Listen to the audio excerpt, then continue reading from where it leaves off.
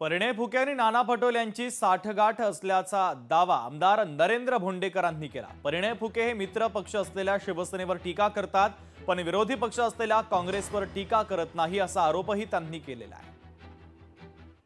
मित्र पक्ष आहे की नाना भाऊ आणि परिणयची सेटलमेंट झाला आणि फक्त शिवसेनेवर टीका करायचा असं त्यांचा काही हेतू तर नाही असं मला पण शंका येत आहे। आता मी बघतोय त्यांनी काँग्रेसवरती काय टीका करत नाही, नाना भाऊवरती काय टीका करत नाही, फक्त नरेंद्र भोंडेकर जिल्ह्यात नरेंद्र भोंडेकरच दिसते आणि तेच त्याच्या आरोपा म्हणून हे दिसते की आपण खरंच मोठे मोठे प्रोजेक्ट आणलेले आहे, मोठे मोठे काम चालू आहे, त्याच्यामुळे ते मलाच टार्गेट करतायत।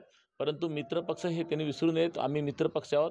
जसं राज्यामध्ये देवेंद्रजी आणि शिंदेसाहेब आणि अजितदादा सगळे मिळून काम करतात, असंच वातावरण भंडारा जिल्ह्यात ठेवायला पाहिजे। पण असं न करता मित्र पक्षाला सोडून काँग्रेससोबत सेटलमेंट करतात, हे असं दिसतं चित्र।